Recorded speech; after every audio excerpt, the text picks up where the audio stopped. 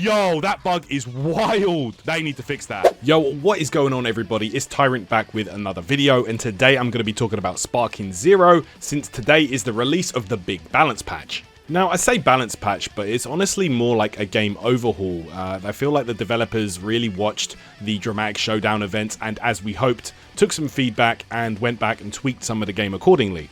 Honestly, it's really nice to see that the developers actually went and addressed pretty much every issue that people really did have a big problem with. I'm talking about stuff like instant spark, key blast loops, vanish wars, like all the stuff that we complained about, and everything that pretty much that I mentioned in my last video on how to fix this game. It looks like they've actually gone ahead and listened to us, guys. Of course, it's always nice for developers to take note of what's going on in the community and, you know, the thoughts and opinions of the active player base when it comes to, you know, fixing a game like this that honestly desperately needed an update. And yeah, it's really refreshing to see that. I was streaming the game over on my Twitch channel pretty much all day today, and I had a ton of fun with it. Speaking of which, go ahead and drop a follow to my Twitch channel if you're not already. I'm live pretty much every day, and yeah, it's always a lot of fun. We have a great community over there, so yeah, pull up sometime.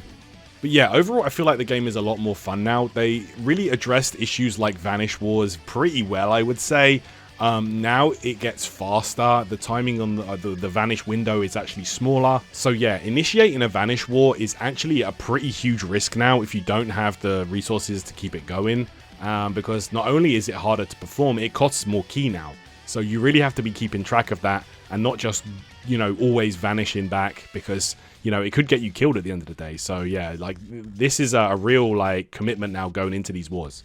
Another huge issue for concern was giants. Well, primarily Wheelo, but giants in general do have options that the other characters in the game don't. So what they've done is they actually made the unblockable dash. You can guard it now. Oh yeah, if you guys want full patch notes, by the way, like a breakdown on everything and what every change is, go ahead and watch my other video where I talk about the patch and all the changes. I literally go through the Bandai patch notes and talk about it like that. So yeah, if you want specifics on what everything does, go ahead and watch that video first, and that would probably help you out and help you understand this stuff better. But yeah, the main nerf to giants was you can guard the dash now, and the charge moves are slower and do less damage. Now, I was still absolutely lighting people up with Baby, but I think they were just like getting caught by strays, or they weren't blocking or trying to block with their face. But yeah, like I was catching people, and it seemed to do a lot of damage still, but I think it was less than it used to be. And yeah, the charge, the wind up on the, you know, the melee attacks, it is quite noticeable. You know, like I was playing this character since release, and it does feel a lot more sluggish, but nothing like crazy. Like it wouldn't stop me playing him, for example, because, you know, I like the character and, you know, I'll play him regardless. But it's not like, oh man, I can never use a giant now, they're too slow. Like you can still catch people for sure. There were some other changes made to this game, including some improvements to offline play, such as being able to play on any stage now split screen, which is actually pretty huge. And it's going to be a lot better for, like, you know, the battle hour, for example, which I assume is going to be on offline and not like LAN, so that we can, you know, have the game on any stage split screen and not just hyperbolic time chamber. So that's a big improvement for the game, and I'm not gonna lie, that looked very limited, only having one stage available for offline play. So I'm really glad that they changed that, and especially for the holiday period, you know, people are going to be getting this game, you know, they're going to want to play it with their family, with their friends. So yeah, being able to play on anything apart from just a plain white screen is pretty cool. Another big change that was extremely noticeable for me is how they've changed certain ultimates and blast attacks. Bro, these are so slow now. It's actually kind of underwhelming, I'm not gonna lie. I feel like they might have gone a bit overboard on this one, and this is actually one of the changes I don't like, because it makes the ultimate attacks feel very less ultimate-like, you know what I'm saying?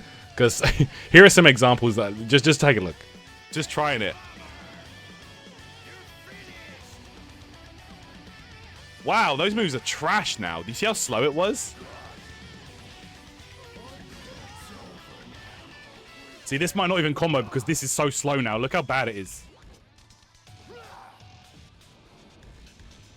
Like, brother, it's terrible. Yeah, that looks pretty whack, doesn't it? You know, like, it doesn't it just look so stupid? It comes out so slow. I don't know. Maybe it's just me, but yeah, I don't know, man. Like, I just feel like this is pretty underwhelming, and I hope that they didn't overkill the game here with this. I don't know. We'll see. I know that some of these attacks were unblockable and very powerful, so they probably did need to be toned down, but some of the ones that were not unblockable, like, I don't know, man, like, do they really need to be that slow? I don't get it.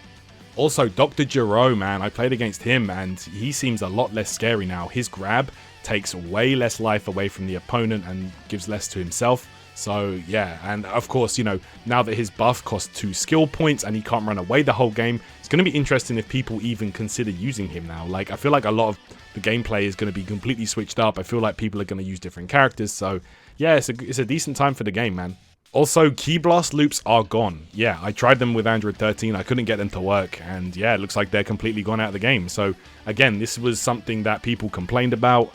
And it was very powerful. For example, if you do the Key Blast loop from behind, for example, unless you have like an explosive wave attack, there is no solution to this. There's no answer. So yeah, I feel like this was an overpowered strategy, and I'm glad that the devs are addressing this.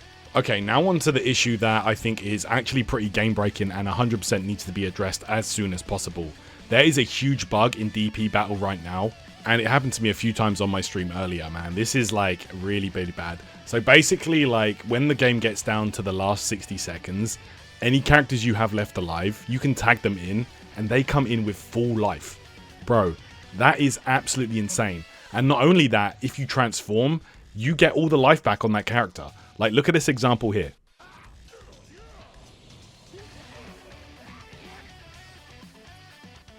Okay, we made it. We made it. Okay, never mind. Oh yeah, I came back with like full life. Oh, damn. That was a crazy bug right there. Did you see Baby was almost finished? Yeah, that bug is crazy, bro. Listen. Yo, Great Ape got all his life back from transforming? So Baby was nearly dead. He came back in with full life, and then I transformed into Great Ape, and then the Great Ape got full life as well. Bro. This is crazy, and 100% this needs to be addressed as soon as possible. Like, I feel like this is going to be an easier hotfix than a lot of the other stuff that we've seen in the game, so fingers crossed they get this fixed, and of course, certainly before Battle Hour, bro. We can't be having that go down there. But yeah, overall, I really do like this patch. I think it's a step in the right direction, and I'm really glad that Bandai are actually listening to the player base. They obviously watched the Dramatic Showdown, and they probably wanted to have the Dramatic Showdown happen before they did a major patch like this, to bring light to kind of any issues or exploits that were possible in the game. And yeah, it looks like that was the plan, because right now the game is in a much better state than it was before the Dramatic Showdown qualifiers.